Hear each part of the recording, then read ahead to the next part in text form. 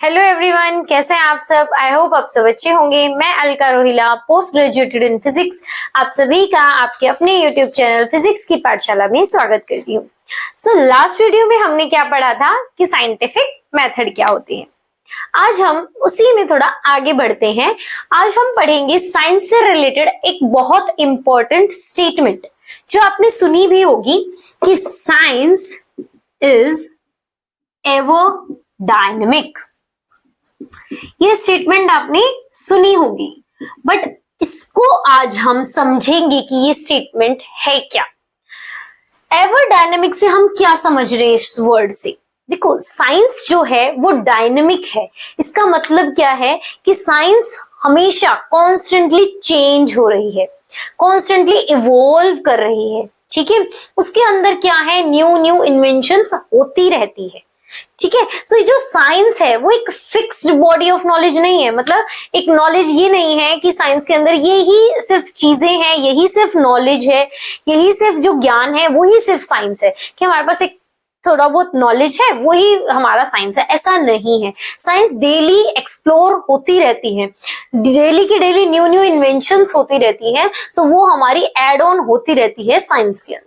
तो इसीलिए साइंस को क्या बोला गया है कि वो एवर डायनेमिक है, वो हमेशा चेंज होता रहता है, कॉन्स्टेंटली इवॉल्व करता रहता है। It is a progressive one.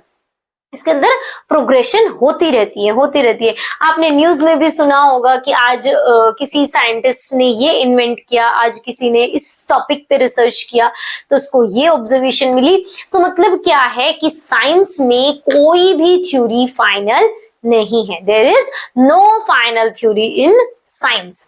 Got it. मतलब ये नहीं बोल सकते कि अब साइंटिस्ट ने ये बोल दिया तो इसका मतलब ये फाइनल हो गया, अब इसके बाद कुछ नहीं होगा। Got it. जैसे फॉर एन एग्जाम्पल अगर हम बात करें, स्टार्टिंग में यही बोला गया था कि अर्थ जो है वो एक फ्लैट है, बट बाद में क्या बोला गया कि नहीं, अर्थ तो जो है वो स्फेरिकल है। मतलब जो चेंजेस होते रहे, मॉडिफिकेशन होती रही, क्या होता है, अब नए नए ऑब्जर्वेशंस आती हैं, नए नए एक्सपेरिमेंट्स डेली होते रहते हैं। सो जो नए ऑब्जर्वेशंस है, नए एक्सपेरिमेंट्स है, मान लो उनसे कोई रिजल्ट थोड़ा सा डिफरेंट आ जाता है, सो उन थ्योरी को बाद में क्या कर दिया जाता है, मॉडिफाई कर दिया जाता है। ठीक है, सो इसका मतलब क्या है कि जो साइंस है वो कॉन्स्टेंटली चेंज होती रहती है, उसमें कोई फिक्स नहीं है कि ये थ्योरी आ गई तो ये फिक्स है, इसके बाद ये चेंज नहीं होगी, ये चेंज होती रहती है। Got it. जैसे कि आपने 9th क्लास में पढ़ा होगा कि पहले डॉल्टन्स एटॉमिक थ्योरी आई, फिर उसके बाद आपने अलग अलग थॉमसन्स एटॉमिक मॉडल पढ़ा। ठीक है, फिर आपने एक जे थॉमसन पढ़ा, फिर रदरफोर्ड स्कैटरिंग एक्सपेरिमेंट पढ़ा। मतलब क्या है, धीरे धीरे इवोल्यूशन होता रहा। जैसे बोला गया कि एटम्स जो है, सबसे पहले बोला गया एटम्स जो है वो स्मॉलेस्ट यूनिट है हमारी, बट फिर बाद में इन्वेंशन हुई कि नहीं, इलेक्ट्रॉन्स, प्रोटॉन्स और न्यूट्रॉन्स जो हैं वो हमारे सब एटॉमिक पार्टिकल्स होते हैं। फिर बाद में इन्वेंशन हुआ कि इलेक्ट्रॉन्स, प्रोटॉन्स और न्यूट्रॉन्स भी क्वार्क से मिलकर बने हुए हैं। सो स्मॉलेस्ट यूनिट वहां पे क्वार्क्स आ गई। मतलब क्या है कि जो साइंस है वो क्या है, एक फिक्स्ड नहीं है, वो कॉन्स्टेंटली चेंज होता रहता है। Got it. जैसे जैसे न्यू कोई एक्सपेरिमेंट्स होते हैं, न्यू ऑब्जर्वेशंस होती हैं, तो हमारी थ्योरी क्या हो जाती है, मॉडिफाई हो जाती है। Got it. ऐसे ही कुछ थ्योरीज जो हैं, मान लो कोई ऐसी ऑब्जर्वेशन है जिसको पुरानी थ्योरी एक्सप्लेन नहीं कर पाती, सो वो थ्योरीज फिर क्या हो जाती है, न्यू थ्योरी में कन्वर्ट हो जाती है, मॉडिफाई कर दी जाती है, रिप्लेस हो जाती है। जैसे एग्जाम्पल, जो हमारा फ्लैट अर्थ का कॉन्सेप्ट था, फ्लैट अर्थ को कॉन्सेप्ट को रिप्लेस किया स्फेरिकल अर्थ के कॉन्सेप्ट ने। ठीक है, वो कैसे, क्योंकि जो हमारे शिप्स थी डिस्टेंट पोजीशन पे, जो शिप्स थी सी के अंदर, वो हमें विजिबल नहीं हो रही थी। इसका मतलब अगर मान लो हमारा अर्थ का सरफेस फ्लैट होता तो हमारे दूर के डिस्टेंस पे भी क्या है, ऑब्जेक्ट्स विजिबल होते, थोड़े होते बट विजिबल होते, बट वो विजिबल नहीं हो रहे हैं सी में शिप्स, डिस्टेंट शिप्स। इसका रीजन क्या है कि हमारी अर्थ का जो सरफेस है वो फ्लैट ना होके समवट स्फेरिकल शेप है हमारी अर्थ की। Got it. जो अर्थ है वो स्फेरिकल है, ना कि फ्लैट, तो ये रिप्लेस किया गया। ठीक है, ऐसे ही दूसरा एग्जाम्पल हो सकता है कि जियोसेंट्रिक थ्योरी जो थी, जियोसेंट्रिक थ्योरी को रिप्लेस किया गया हीलियोसेंट्रिक थ्योरी से। ठीक है, जियोसेंट्रिक थ्योरी को किससे रिप्लेस किया गया? हीलियोसेंट्रिक थ्योरी से। अब देखो इसमें क्या बोला था जियोसेंट्रिक थ्योरी में, जियो मींस अर्थ। इसमें बोला गया कि अर्थ जो है वो हमारे यूनिवर्स के सेंटर में है। ठीक है, इसका मतलब अर्थ जो है वो स्टेशनरी है और बाकी की जो सेलेस्टियल बॉडीज हैं, जो प्लैनेट्स हैं, वो अर्थ के चारों तरफ रिवॉल्व कर रहे हैं।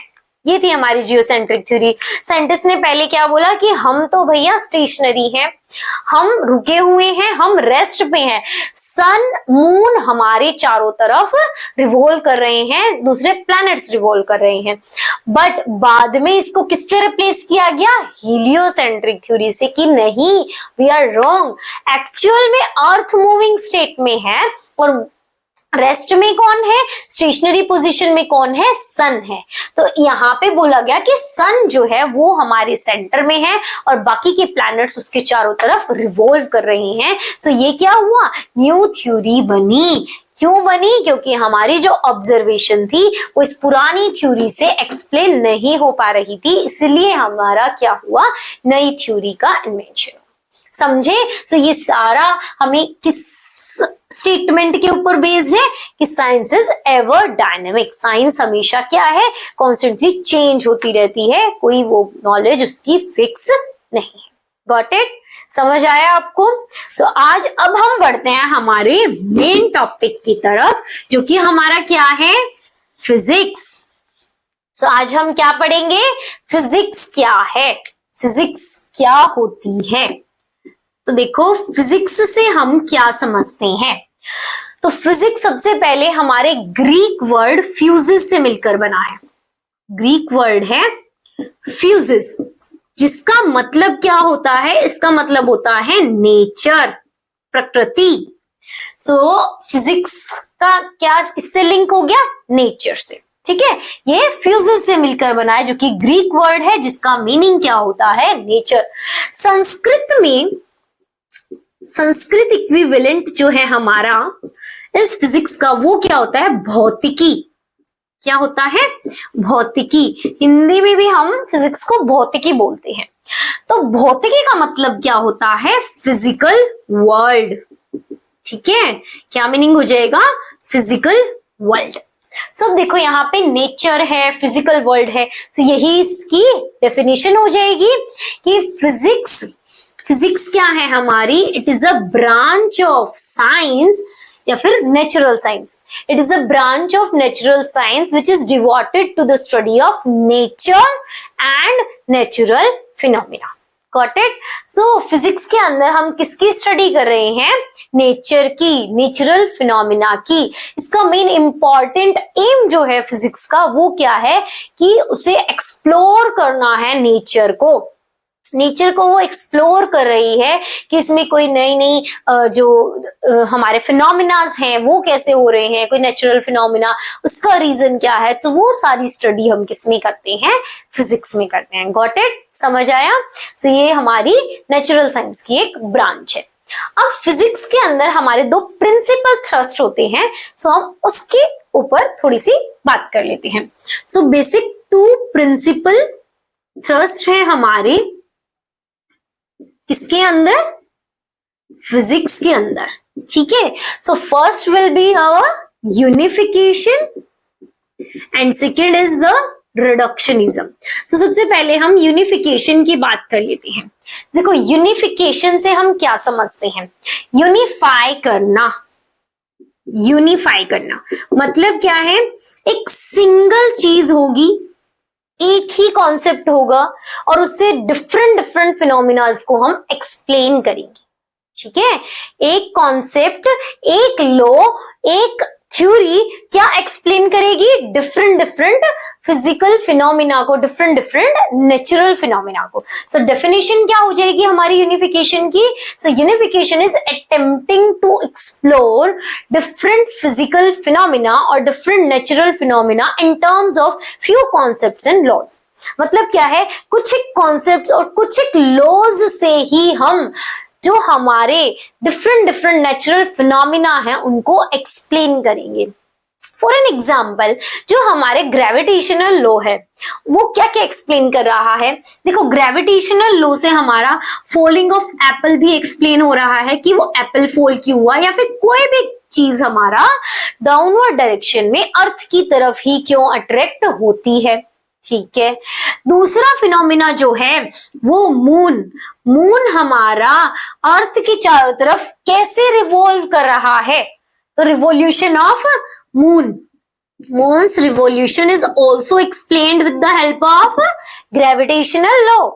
ये भी हमें पता चल रहा है ग्रेविटेशनल लॉ से। ऐसे ही एक और हमारा नेचुरल फिनोमिना है कि रिवॉल्यूशन ऑफ प्लैनेट्स, कि सभी प्लैनेट्स कैसे रिवॉल्व कर रहे हैं। ठीक है, वो भी हमें किससे पता चल रहा है, ड्यू टू ग्रेविटेशनल लॉ। ठीक है, या फिर कोई भी सिलेशियल बॉडी है हमारे यूनिवर्स में, वो किससे एक्सप्लेन हो रहा है उनका रिवोल्यूशन, फ्रॉम ग्रेविटेशन लॉ। मतलब लॉ एक है पर कॉन्सेप्ट्स उसने डिफरेंट फिनोमिनाज को एक्सप्लेन कर दिया। सो ये क्या है, यूनिफिकेशन। कि जो फिजिक्स में यूनिफिकेशन होती है, एक सिंगल कॉन्सेप्ट हमारे बहुत सारे लॉज सिंगल लॉ हमारे बहुत सारे डिफरेंट नेचुरल फिनोमेना को एक्सप्लेन करता है। सो ये क्या है हमारा यूनिफिकेशन। सो सेकंड हमने क्या बोला, रिडक्शनिज्म। क्या है हमारा सेकंड, रिडक्शनिज्म। देखो, रिडक्शनिज्म से हम क्या समझते हैं, रिडक्शन मीन्स रिड्यूस करना, रिड्यूस मीन्स कम करना, लेस कर रहे हैं हम, कम कर रहे हैं, छोटा कर रहे हैं। इसका मतलब क्या है कि रिडक्शनिज्म में क्या करते हैं हम, कि एक जो छोटे छोटे कंपोनेंट्स हैं हमारे किसी भी एक बड़े कॉम्प्लेक्स सिस्टम के, जो छोटे छोटे कंपोनेंट्स होते हैं, उन सभी छोटे छोटे कंपोनेंट्स की जो भी हमारे फिजिक्स होती है उसके पीछे की, मतलब जो भी उनके कॉन्सेप्ट्स हैं जो उन छोटे छोटे हमारे कंपोनेंट्स पे लग रहे हैं, वो ही हमारे जो कॉन्सेप्ट्स हैं वही हमारे बिगर मॉलिक्यूल पे, बिगर सिस्टम पे, कॉम्प्लेक्स सिस्टम पे रूल फॉलो होते हैं, वही लॉज लगते हैं। ठीक है, तो ये हमारा रिडक्शनिज्म है, मतलब रिड्यूस करना। ठीक है, कि जो छोटे छोटे हमारे कॉन्स्टिट्यूएंट्स जो हैं किसी बिगर कॉम्प्लेक्स सिस्टम के, जो उनसे जो हमारा एक्सप्लेन होता है, जो फैक्ट्स एक्सप्लेन होते हैं, उन्हीं से वही एक्सप्लेनेशन हमारी बिगर या कॉम्प्लेक्स सिस्टम में यूज होती है, फॉलो होती है। Got it. सो रिडक्शनिज्म की डेफिनेशन क्या हो जाएगी, reductionism is attempting to explain the concepts of bigger, more complex system from its constituent simpler parts। ठीक है, सो रिडक्शनिज्म समझ आया आपको। इसके एग्जांपल की अगर हम बात करें, सो जैसे अगर हम किसी कार के फंक्शन की बात करें, सो कार की जो क्या फंक्शन करेगा, सो उसके अगर हम कॉन्स्टिट्यूएंट्स पार्ट्स देख ले, उसके जो कंपोनेंट्स हैं, उसके जो पार्ट्स हैं, जैसे कि अलग अलग पार्ट्स हैं हमारे, इसके अंदर स्टीयरिंग है, ब्रेक है, तो उनके जो जो हमारे फंक्शन होंगे, सो वही फंक्शन हमारे, हम क्या बोल सकते हैं कि कार वही फंक्शन कर रहा है।